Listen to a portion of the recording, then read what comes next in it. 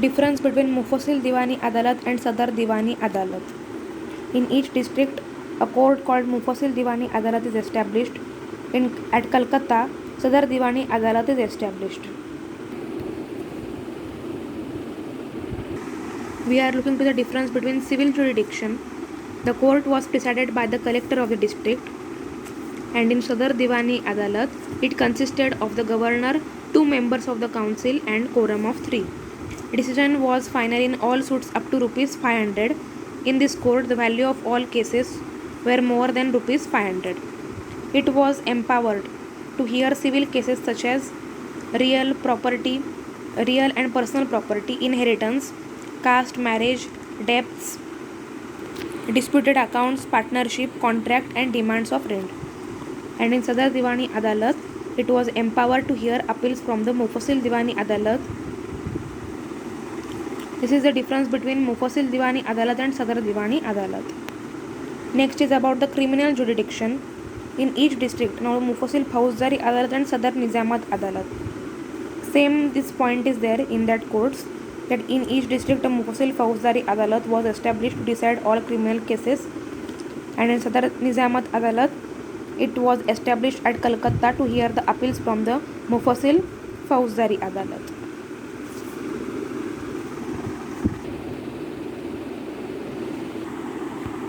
Then the collector was to supervise the working of the court.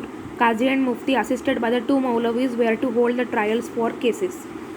It was presided over by the Indian judge known as Darogai Adalat in Sadar Nizamat Adalat. Then Qazi and Mufti, assisted by the 2 Maulavis, were to hold the trials for all the criminal cases in the court, and Darogai Adalat was to assisted by the Chief Qazi, Chief Mufti, and 3 Maulavis. Then Mufasil Fauzdari could not pass the capital punishment without the approval of Sadar Nizamat Adalat, and the death sentence was signed by the Sadar Nizamat Adalat by the approval of the Nawab, head of the Nizamat Adalat. This is the difference between the criminal jurisdiction. Then cases of Mayor's Court of Bombay Presidency. So these are the cases which shows the conflicts which are arose between the Mayor's Court and Governor in Council. Conversion case 1730, case of Arab merchant 1739, and the oath case of Bombay 1746.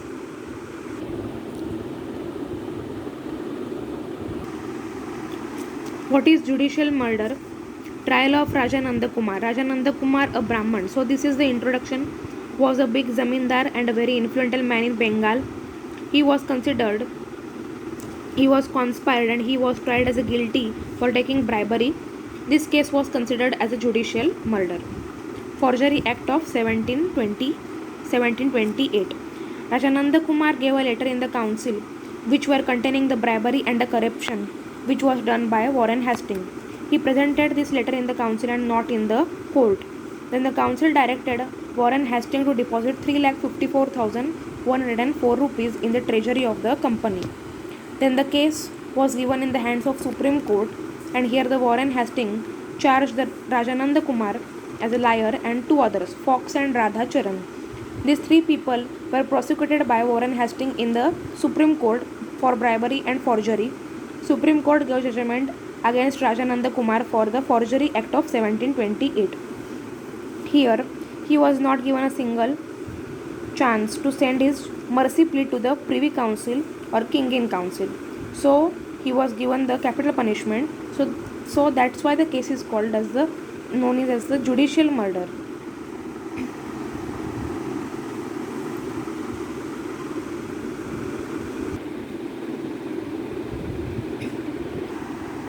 Facts of Patna case. Patna case revealed the weakness and defects existing in the methods of administering justice of company's judicial system in the Mufasil. After the death of Shahbaz Beg Khan, the conflict arose between Bahadur Beg, nephew, and Nadira Begum, auntie, for the property issue.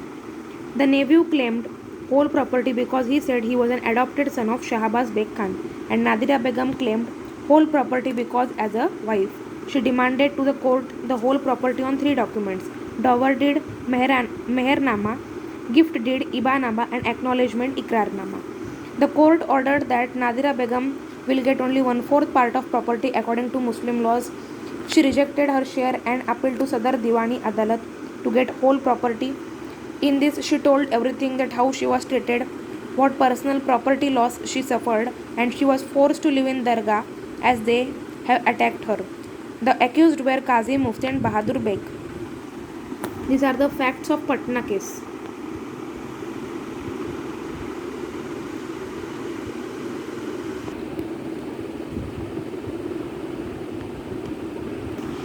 Then the Supreme Court held the accused were to pay rupees 3 lakh to her. Then the accused were jailed. The whole property was given to Nadira Begum. The Patna case revealed the fact that Charter of 1753 was wholly inadequate. The Settlement Act of 1781 that was passed to remove the evil effects of the Regulating Act of 1773. Then what is the writ habeas corpus? Is a writ that is enforced to protect the fundamental right to liberty of an individual against unlawful detention. Through habeas corpus, Supreme Court or High Court orders one person who has arrested the another person to bring the body of the latter before the court. This is habeas corpus.